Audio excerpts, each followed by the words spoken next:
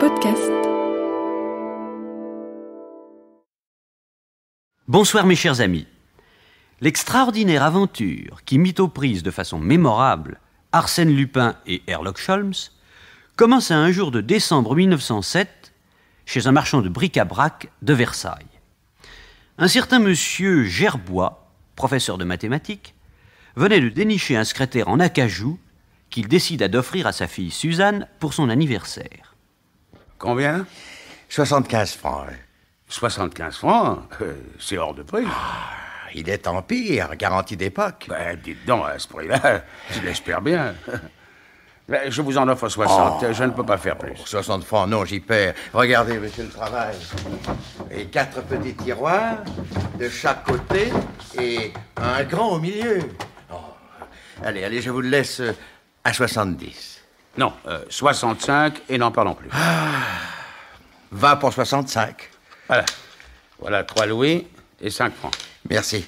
Et où dois-je vous le faire porter? Chez moi, monsieur Gerbois, 8, route de Viroflay. Monsieur Gerbois, 8, route de Viroflay. Parfait. Vous l'aurez dans 1 heure.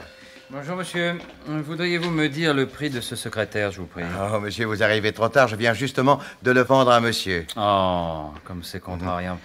Je le regrette énormément. Ah, monsieur. Je m'en vais. Je compte sur vous, n'est-ce pas? Oui, monsieur Gerbois. Je vous le fais porter tout de suite par mon fils. Au revoir, monsieur Gerbois. Et merci. Merci, monsieur. Au revoir.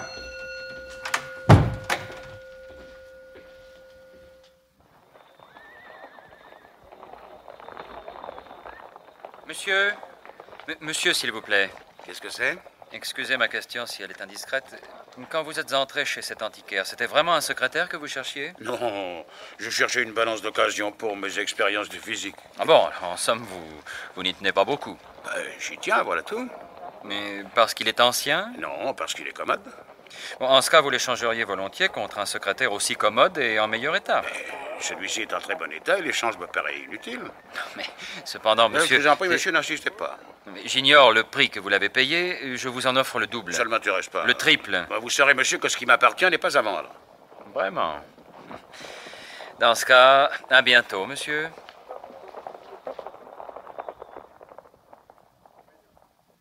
Voyons, physiquement, comment était cet individu? C'est bien de sa personne, monsieur le commissaire. Mince, distingué. Il était visiblement contrarié de mon refus et j'ai eu l'impression très nette qu'il me quittait sur une menace. Ah. Ensuite? Ensuite, je suis rentré dans le petit pavillon que j'habite, route de Viroflay, et 1 heure plus tard, on livrait le secrétaire. Vous dire la joie de ma fille n'est pas possible. Suzanne a 19 ans, cet âge. Les petits bonheurs comme les petits chagrins sont toujours un peu hors de proportion. Bref, elle était ravie. Nous avons installé le meuble dans sa chambre, et le lendemain, elle est venue me chercher à midi à la sortie de mon lycée. Nous revenons, bras dessus, bras dessous. Arrivée à la maison, elle veut absolument que je monte avec elle pour admirer une fois de plus le beau secrétaire. Elle entre dans sa chambre, elle pousse un cri. Le secrétaire avait disparu. Et pendant votre absence à tous deux, il n'y avait personne dans le pavillon? Si, la bonne, une brave fille, au-dessus de tout soupçon. Mais elle est sortie de 10h à 11h pour faire le marché. Les voisins m'ont dit qu'ils avaient vu un commissionnaire muni de sa plaque arrêter sa charrette devant chez moi et embarquer le secrétaire. Comme ils pensaient que la bonne était là, ils n'ont eu aucun soupçon. Et cet homme a volé quoi encore? Rien. Aucune armoire n'a été fracturée. Il n'a même pas pris une pièce d'or dans le porte-monnaie de ma fille. Et où était ce porte-monnaie? Sur le marbre du secrétaire. Nous l'avons retrouvé près du lit, intact. Et qu'en pensez-vous, monsieur le commissaire?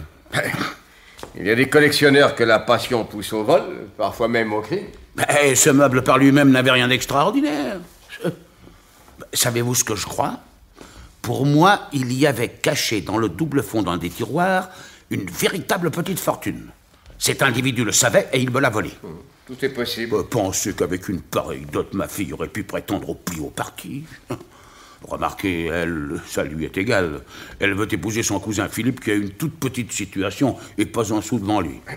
Elle les empêchera peut-être pas d'être heureux. Pensez-vous, moi vivant, ce mariage ne se fera pas. Ouais, enfin, je ne suis pas venu pour vous parler de ma fille, mais de ce meuble. Monsieur le commissaire, je porte plainte contre X. Très bien, nous allons rédiger le procès-verbal et l'enquête commencera dès cet après-midi. L'enquête ne donna aucun résultat. 2 mois passèrent. Le 1er février, à 5h30, M. Gerbois était en train de lire son journal quand, soudain, il poussa un cri. Ah mon Dieu, le numéro 514, série 23, gagne 1 million. Mais c'est le numéro de mon billet, ça. J'en suis sûr. Où est mon carnet? Ah, le voilà. Ah, je ne sens plus mes jambes. 514, série 23. Je gagne 1 million. 1 million. Tiens. À propos, où ai-je mis ce billet? Ah oui, dans la boîte d'enveloppe. Où est cette boîte? Mais non d'un chien, où est cette boîte? Qu'est-ce qu'on en a fichu?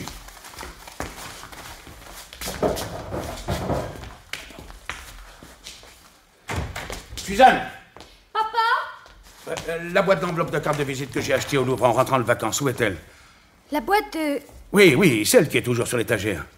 Mais papa, nous l'avions mise dans le secrétaire qui a été volé. Dans le secrétaire? Eh oui. C'est épouvantable, ma chère enfant, c'est épouvantable! Mais cette boîte contenait 1 million! 1 million? C'était le billet gagnant de la loterie de la presse. Oh mon Dieu! Mais papa, si tu ne récupères pas ce billet, on te versera l'argent quand même. Sur quelle preuve? Tu n'en as pas d'autre? Ah si, une lettre. Ah mon Dieu, elle était dans la boîte avec le billet. Et c'est l'autre qui va toucher le million. Mais ce n'est pas possible! Ah, tu as raison, ce n'est pas possible. Et je te garantis qu'il ne l'aura pas. S'il se présente au guichet, je le fais coffrer. En attendant, j'envoie immédiatement un télégramme au directeur du Crédit Foncier. Passe-moi une plume. Voilà, tiens, voilà. Je suis propriétaire du numéro 514, série 23. Je mets opposition à toute réclamation étrangère. Signé Victor Gerbois. Voilà ma fille, voilà. Cours vite à la poste me mettre cette dépêche. Oui, papa. Et moi, dès demain matin à 9h, je serai au Crédit Foncier. Allez, va vite, va vite. En tant que directeur du Crédit Foncier, monsieur Gerbois, je ne peux faire payer ce million qu'au possesseur du billet. Mais je vous ai envoyé hier soir un télégramme vous déclarant que j'en étais le propriétaire. Oui, mais presque en même temps, je recevais une dépêche d'une autre personne disant le numéro 514, série 23, est en ma possession. Et savez-vous de quel nom est signée cette déclaration? Tenez-vous bien. Arsène Lupin. Arsène Lupin? Oui. Ce bandit! Il me l'a volé, ce billet gagnant, monsieur le directeur. Il me l'a volé dans un secrétaire qu'il est venu prendre chez moi. Mais oui, qu'il a emporté comme un vulgaire déménageur, comme un sale cambrioleur qu'il est. Arsène Lupin, ah, ça c'est le bouquet. Je ne demande qu'à vous croire, monsieur, mais des paroles ne sont pas suffisantes. Voyons, où aviez-vous acheté ce billet? Je l'ai acheté à mon ami, le commandant d'artillerie Bessy, qui à ce moment-là avait des embarras financiers. Nous l'interrogerons. Malheureusement, il est mort depuis. Mais 20 personnes vous diront que j'avais avec le commandant des relations suivies et que nous nous rencontrions au café de la Place d'Armes. Mais c'est là qu'un jour il m'a cédé son billet. Il y avait des témoins? Non. En ce cas, sur quoi pouvez-vous fonder votre déclaration? Sur la lettre qu'il m'a écrite à ce sujet. Montrez-la. Impossible. Elle était avec le billet dans le secrétaire volé. Il faudrait retrouver cette lettre. Mais comment voulez-vous que je fasse? Entrez. Monsieur le directeur, nous venons de voir dans l'Écho de France une note d'Arsène Lupin. Dans l'Écho de France, ça ne m'étonne pas, il est un des principaux actionnaires. Et que dit-il dans cette note? Qu'il vient de remettre dans les mains de son avocat conseil, maître Dottinan, la lettre que le commandant Bessy lui avait écrite personnellement. Quoi? À lui, personnellement? Ce canaille est d'une audace. Et il prend un avocat. Il désigne pour le représenter un membre du barreau. Encore du bluff, toujours du bluff. Nous allons en avoir le cœur net. Mais comment? En téléphonant tout de suite à cet avocat, s'il a le téléphone. Ravet, consultez donc l'annuaire, je vous prie. Tout de suite, monsieur le directeur. Dites-moi, monsieur Gerbois, sur cette lettre, le commandant avait-il mentionné votre nom? Je ne m'en souviens pas. Voici, monsieur le directeur. Jérôme Dottinan, avocat, 25 rue Clapeyron, le 963-48. Appelez-le tout de suite.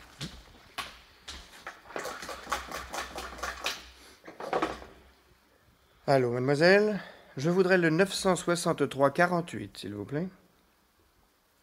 Monsieur Gerbois, vous allez prendre un écouteur. Volontiers. Allô, maître Dottinan? Ne quittez pas, je vous prie. Allô, je suis monsieur Chappe, directeur du Crédit Foncier. Bonjour, maître. Est-il exact que monsieur Arsène Lupin vous ait confié ses intérêts dans l'affaire de la loterie de la presse? C'est exact, monsieur le directeur. Je ne l'ai pas encore rencontré personnellement, mais il m'a fait porter les documents. Et parmi ces documents, il y a une lettre du commandant Bessy. Oui, je l'ai sous les yeux. Elle mentionne le nom du destinataire? Ah non, il y a seulement mon cher ami. Ce cher ami, c'est naturellement mon client, monsieur Arsène Lupin. Mais pas du tout, c'est moi! Je vous remercie, maître. Excusez-moi de vous avoir dérangé. Je vous en prie. Au revoir, monsieur. Malgré la meilleure volonté, monsieur Gerbois, il m'est impossible dans ces conditions de vous considérer comme le propriétaire du billet. Mais c'est la dot de ma fille que ce gredin me dérobe. Pensez donc à 1 million, 10 fois 100 000 francs. Ah, je savais bien que le secrétaire contenait un trésor. Croyez-vous vraiment qu'en vous volant ce meuble, Arsène Lupin savait qu'il contenait un billet de loterie? Mais naturellement. En tout cas, il ne pouvait pas prévoir que ce billet gagnerait le gros lot. Même ça, il le savait. Cet homme sait tout. Allô? Allô, monsieur Chappe? Oui? Ici Arsène Lupin. Maître de Tinan vient de me mettre au courant de votre conversation téléphonique. Et je crois savoir que monsieur Gerbois est dans votre bureau. Puis-je lui parler? Oui, ne quittez pas. Monsieur Gerbois, monsieur Arsène Lupin voudrait vous parler. Arsène Lupin? Je n'ai rien à dire à ce monsieur. Au moins, écoutez-le. C'est bien pour vous faire plaisir. Allô? Allô, bonjour monsieur Gerbois. Excusez-moi de vous déranger, mais je pense que, comme moi, vous aimeriez en finir. Ah, pour ça, oui. Oui, je possède un billet qu'il m'est difficile de toucher, et vous avez le droit de toucher un billet que vous ne possédez pas. Nous ne pouvons donc rien l'un sans l'autre. Alors transigeons. 1 demi-million pour vous et 1 demi-million pour moi. 500 000 francs pour vous et 500 000 pour moi? Jamais! Monsieur Gerbois, ma proposition est très sérieuse. J'ajouterai que ce n'est même pas une offre à discuter. Je vous conseille de l'accepter si vous ne voulez pas avoir un ennui grave. Des menaces? Que je serais navré de mettre à exécution. Je vous donne jusqu'à demain midi. Si demain midi, vous n'avez pas déposé à la réception du journal L'Écho de France une enveloppe à mon nom dans laquelle vous me donnez votre accord, attendez-vous au pire. Jamais je ne capitulerai, entendez-vous, bandit, canaille, forban. Je crois qu'il a raccroché. Partagez ce qui m'appartient, non, ça jamais. Qu'il déchire le billet s'il veut. Tout de même, 500 000 francs, c'est bon à prendre. Mais il ne s'agit pas de ça, il s'agit de mon droit, et ce droit, je le soutiendrai devant les tribunaux. Attaquer Arsène Lupin, ça c'est amusant. Non, pas Lupin, j'attaquerai le crédit foncier qui doit me verser le million. Ah pardon, contre-présentation du billet, ou tout au moins contre la preuve indiscutable qu'il vous appartient. Mais la preuve existe, puisqu'Arsène Lupin reconnaît lui-même avoir volé le secrétaire. Je vois difficilement Arsène Lupin venant déposer au tribunal. Et d'ailleurs, aurait-on foi en sa parole? Peu m'importe, je fais un procès, et vous allez voir ce que vous allez voir. La nuit ne porta pas conseil à l'irascible monsieur Gerbois. Et le lendemain, à midi, Arsène Lupin attendit vainement l'accord demandé. Il réagit sans hésiter. Le soir, on apprenait par les journaux que Suzanne Gerbois, la fille du professeur, avait été enlevée. La police fut immédiatement sur les dents. Mais après une semaine d'enquête, elle n'était pas plus avancée. Le commissaire dut avouer sa défaite au père désespéré. Ma pauvre enfant, dans les mains de ce bandit. La seule indication intéressante que nous ayons pu recueillir vient d'un épicier de Versailles qui, peu avant l'heure présumée du rapt, a vendu de l'huile pour une automobile qui venait de Paris. À l'intérieur, il y avait une dame très blonde. Et peu après, l'automobile repassait. À côté de la dame blonde, il y avait, paraît-il, une autre dame entourée de châles et de voiles. Vous croyez que c'était Suzanne? Très probablement. Mais a-t-on le signalement de la voiture? Oui, une limousine 24 chevaux Clément Bayard bleu marine. Vous avez fait des recherches? Sans aucun résultat. Oui, autrement dit, je ne peux pas compter sur la police pour retrouver ma fille. Mais notre tâche est difficile. Allons, je vois qu'il va me falloir capituler. Capituler? Dame Arsène Lupin vient de m'écrire. Il me donne des instructions précises au cas où je serais enfin résigné à rendre les armes. Que puis-je faire d'autre? La situation ne peut pas se prolonger éternellement. Je suis un père, moi. Une seule chose m'importe, c'est qu'on me rende ma fille. Et le lendemain, coup de théâtre. Monsieur Gerbois se présentait au bureau du directeur du Crédit Foncier avec le billet de loterie 514, série 23. Maintenant, versez-moi le million. Arsène Lupin vous a rendu le billet? Je n'ai rien à vous dire. Je suis en règle, versez-moi l'argent. Très bien. Vous allez être satisfait. Veuillez vous asseoir. Je vais hâter les formalités et m'en occuper moi-même. Excusez-moi. Faites, j'attends.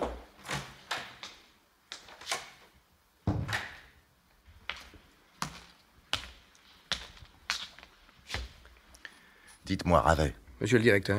Appelez tout de suite la préfecture de police. L'inspecteur Ganimard. Oui.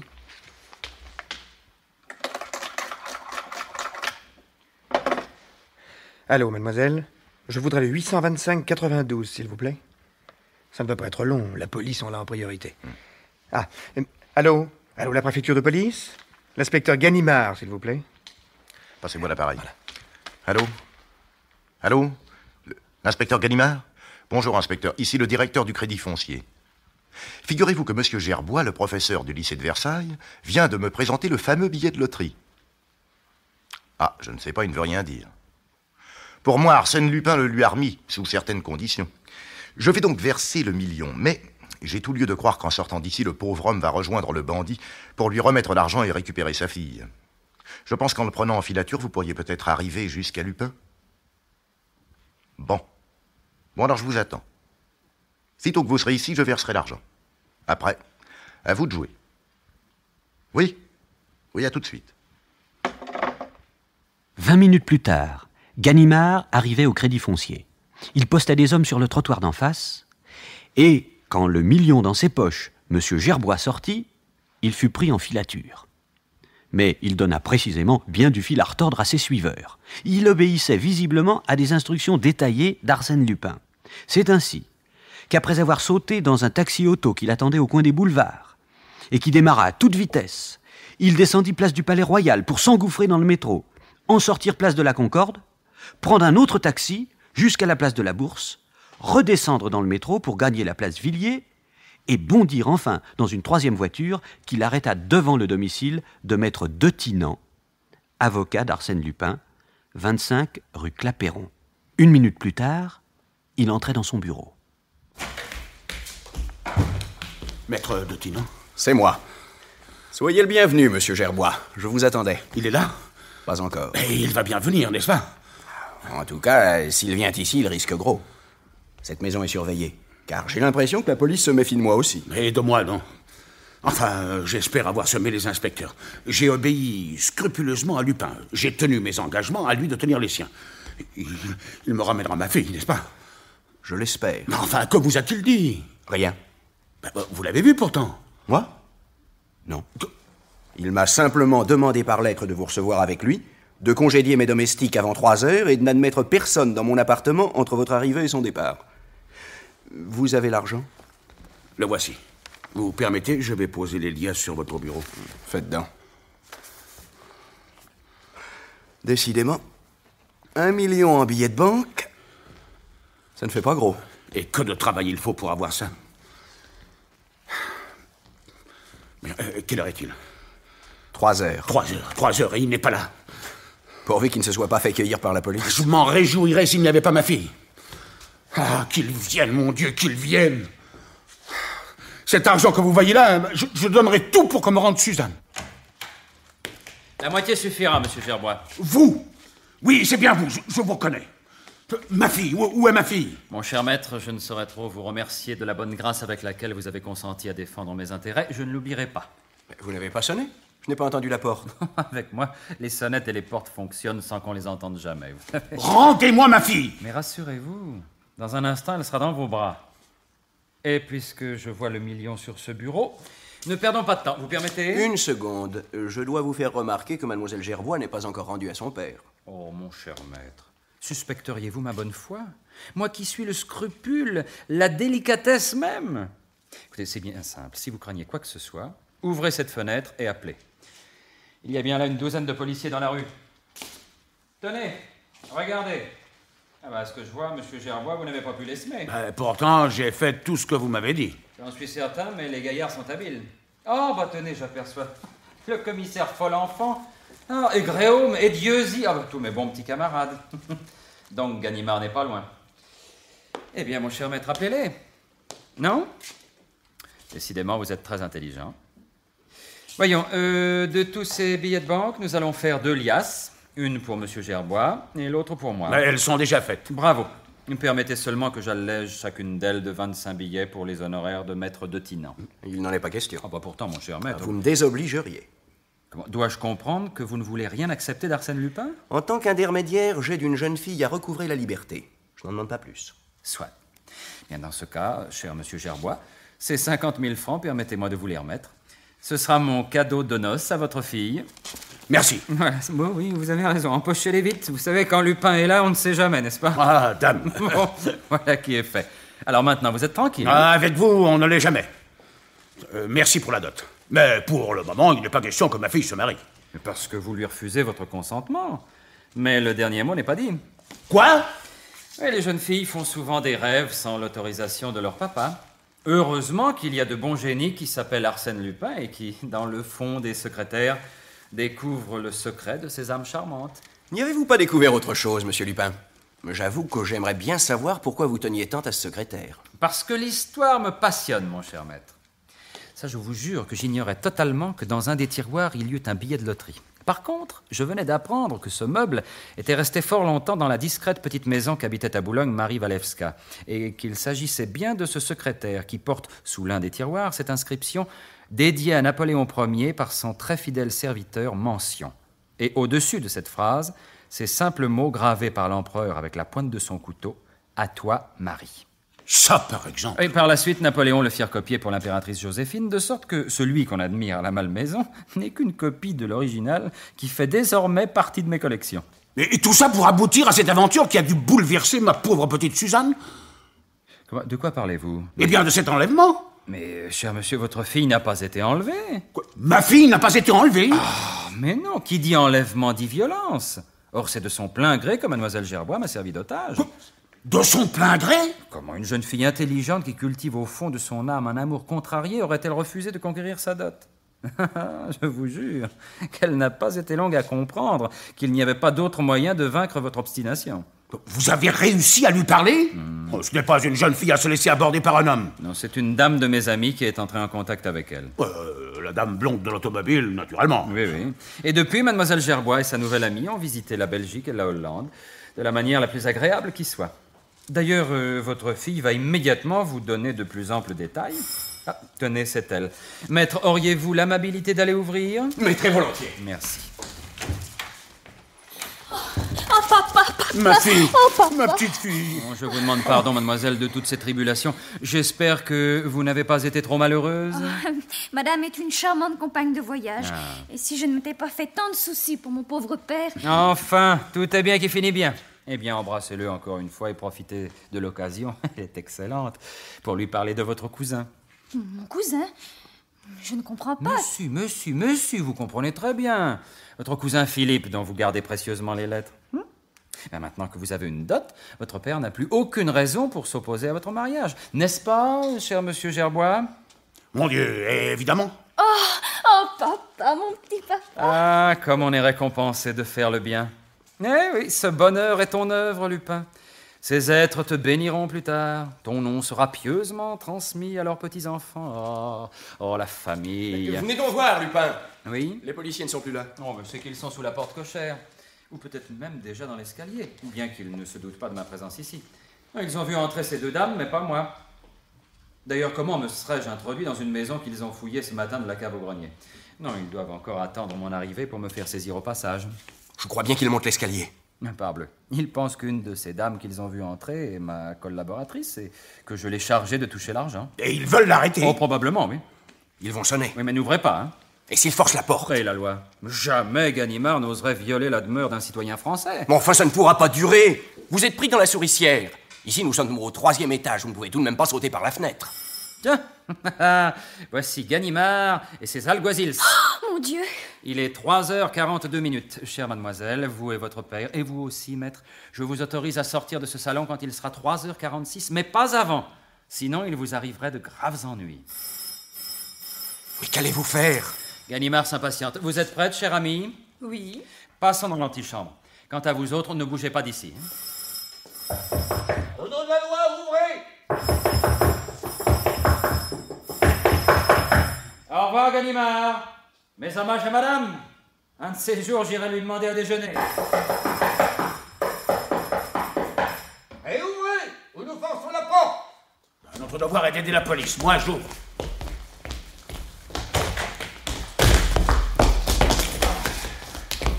Ah, le talon!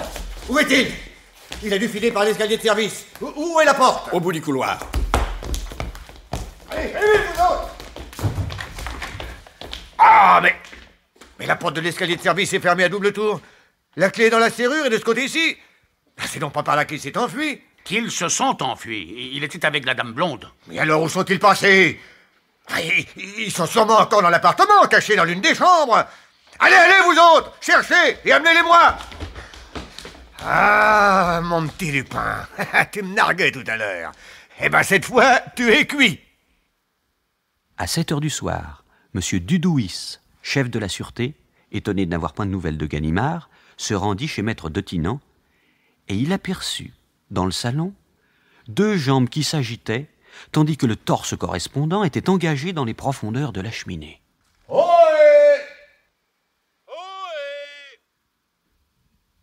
Ohé! Eh bien, Ganimard, vous jouez au fumiste? C'est où, chef? Oh, je le cherche. Qui? Eh bien, Arsène Lupin. Arsène Lupin et la dame blonde. Ils ne circulent tout de même pas dans les cheminées comme des ramoneurs. Il faut bien qu'ils soient quelque part. Ce sont des êtres comme vous et moi, en chair et en os. Ça en vont pas en fumée. Non, mais ils s'en vont tout de même. Mais par où? Par où? La maison est cernée. Il y a des agents sur le toit. La maison voisine. Pas de communication avec elle. Les appartements des autres étages. J'ai interrogé tous les locataires. Ils n'ont rien vu, rien entendu. Il faut pourtant bien qu'on mette la main dessus. Il n'y a aucune trace de leur fuite, alors donc ils sont là. Ils ne peuvent pas ne pas être là. Oh, mais les oreilles, ça, les oreilles, je vous le jure. Oh, si c'est pas ce soir, ce sera demain. Mais s'il le faut, je coucherai ici. Oh, mais ça, parfaitement, je coucherai ici. Ganimard coucha dans l'appartement. Il y resta également le lendemain et le surlendemain. Aucun résultat. Mais sans perdre courage, il continua ses recherches, espérant peut-être découvrir Lupin et sa compagne incorporés au pire de la maison. Nos grands-parents se souviennent encore des articles sensationnels qui parurent dans les journaux avec d'énormes manchettes. « Arsène Lupin a disparu. Qui est la dame blonde ?» etc., etc. Quelques jours plus tard, les mêmes journaux annonçaient en gros titre un autre fait divers. Le crime de l'avenue Henri Martin. Et voici les faits. Dans la nuit du 27 au 28 mars 1908, un valet de chambre faisait les 100 pas sur le trottoir de l'avenue Henri Martin devant l'hôtel particulier du 134. Il était visiblement bouleversé et impatient de voir arriver ceux qui l'attendaient. Le commissaire de police arriva enfin, accompagné de 6 agents.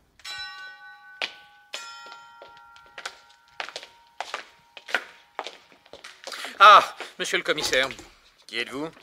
Charles, le valet de chambre du général baron d'Autrec, qu'on vient d'assassiner. C'est ici qu'il habite? Oui, monsieur le commissaire. J'étais tout seul. C'est pourquoi j'ai demandé à un cocher de fiacre qui passait d'aller vous prévenir immédiatement. Entrons. L'ennui, c'est que, pendant que je parlais au cocher, la porte de la grille s'est refermée. C'est pourquoi vous me voyez sur le trottoir. Vous n'avez pas de clé? Non. Il va falloir réveiller un serrurier. Inutile. Nous avons ici un spécialiste. Inspecteur Ferrari, essayez donc d'ouvrir cette porte. Bien, monsieur le commissaire. Voyons, monsieur. Que s'est-il passé exactement? Eh bien, mon maître, le général baron d'Autrec, qui a été ambassadeur à Berlin sous le Second Empire, était assez souffrant. On l'avait couché vers 10 heures, et voilà qu'il y a 1 heure environ, j'entends la sonnerie de sa chambre. Je passe un pantalon et je descends. Et qu'est-ce que je trouve? Au milieu d'un désordre incroyable, monsieur tombé par terre, une blessure au cou, et à quelques mètres de lui, un stylet plein de sang. Je veux porter secours à monsieur, il a 2 ou 3 soubresauts, et puis il retombe, raide mort. Je vais vite frapper à la chambre voisine, là où couche mademoiselle Antoinette, sa demoiselle de compagnie. La pièce était vide. Cette demoiselle était sortie? Oui, probablement avant le crime, à moins qu'elle n'ait été enlevée par l'assassin. C'est ce que nous chercherons à déterminer. Ensuite? Je suis revenu dans la chambre de monsieur le baron. J'ai constaté que son secrétaire était intact, son portefeuille aussi. D'ailleurs, le voici. Il contient 13 billets de 100 francs. La porte de la grille est ouverte, monsieur le commissaire. Compliment. Merci, Ferrari. Entrons, messieurs.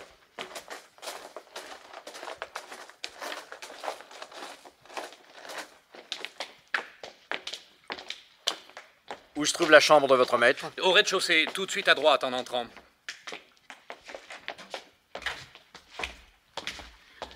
Cette porte-là.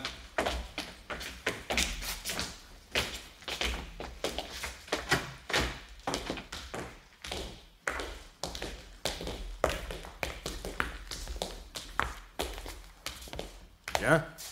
Vous venez de me dire que la chambre était dans le plus grand désordre. Ah, mais je pense bien. Eh bien, regardez. Oh, mais ça alors? Mais tout est rangé, tout a repris sa place. Mais Et le corps du général? On l'a couché sur le lit. Ben, voyez maintenant qu'il a les yeux fermés et les mains jointes. On l'a recouvert de sa houppelande. Qui? Mais qui? J'étais seul dans la maison. Toutes les portes et tous les volets étaient fermés de l'intérieur. J'avais même mis les chaînes. Il n'y a qu'une seule issue. Avenue Henri Martin. Mais je suis resté tout le temps sur le trottoir. Je n'ai pas bougé de là. Personne n'est sorti, ça je vous le jure. Alors c'est que l'assassin est encore dans l'hôtel. Allez, vite, fouillez partout, messieurs, fouillez partout. Bien, monsieur le commissaire.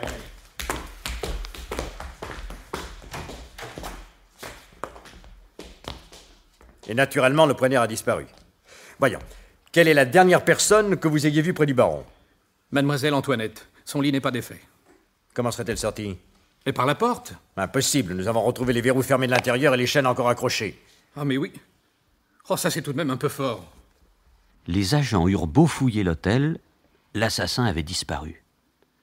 Le médecin légiste et le chef de la sûreté arrivèrent à 8 heures du matin. Ils étaient accompagnés de Ganimard, qui, 2 heures plus tard, apporta ses conclusions. Alors, Ganimard, cette affaire vous semble-t-elle plus simple que l'histoire du billet de loterie de la Dame Blonde et d'Arsène Lupin? Eh bien, j'ai tout lieu de craindre, chef, que Lupin soit également dans cette affaire. Allons donc. Mais d'abord, procédons par ordre. Dites-moi, Charles. Monsieur l'inspecteur.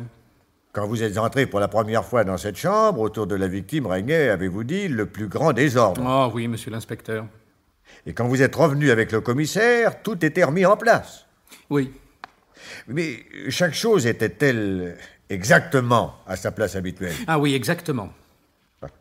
Donc, l'assassin était un familier de la maison. Très juste. Maintenant, autre chose. La sonnerie que vous avez entendue était-elle régulière ou irrégulière? En régulière, comme monsieur le baron sonnait d'habitude. Il n'est pourtant pas possible que son agresseur lui ait donné le temps de sonner de cette façon-là. Non, d'autant plus que j'ai trouvé le corps à plus de 4 mètres du bouton d'appel. Ouais. Ce qui nous porterait à conclure que c'est le meurtrier qui a sonné. Mais dans quel but? C'est ce qu'il faudra savoir. En tout cas, lui, il savait que ce bouton correspondait à la chambre de Charles. Or, qui pouvait connaître ce détail, sinon une personne de la maison? Vous n'allez tout de même pas soupçonner la demoiselle de compagnie. Mais je ne la soupçonne pas, chef. Je l'accuse d'avoir tué le général Baron Lautrec. J'ai trouvé dans les ongles du mort ses cheveux d'un blond éclatant. Qu'en pensez-vous, Charles?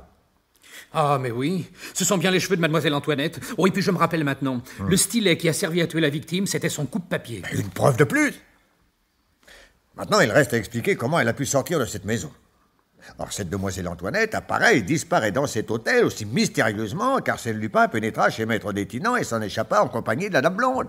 Oui, c'est assez troublant, en effet. De plus, sa compagne avait des cheveux exactement de la même couleur et du même éclat métallique à reflet d'or que ceux-ci. Ce qui vous porterait à croire que cette demoiselle de compagnie n'était autre que la Dame Blonde. Et que Lupin a machiné les deux affaires? Oui. Mais dans quel but, cet assassinat? Pour voler le diamant bleu. Quel diamant bleu? Celui qui faisait partie de la couronne de France et que le baron a acheté au cours d'enchères demeurées célèbres. Si on ne retrouve pas ce diamant, tout s'explique. Mais où le chercher? Au doigt de monsieur le baron. Le 3e doigt de la main gauche. Ah, malheureusement, voyez, il n'y a qu'un simple anneau d'or. Monsieur le baron tournait toujours la pierre vers l'intérieur de sa main. Regardez du côté de la paume. Attendez. Oh! Le diamant bleu est là. Alors là, j'y comprends plus rien. Maintenant, Ganimard, vous n'avez plus lieu de soupçonner Arsène Lupin. Ah, mais c'est ce qui vous trompe, chef. C'est justement quand je ne comprends plus que je me dise « Ça, c'est signé Arsène Lupin ».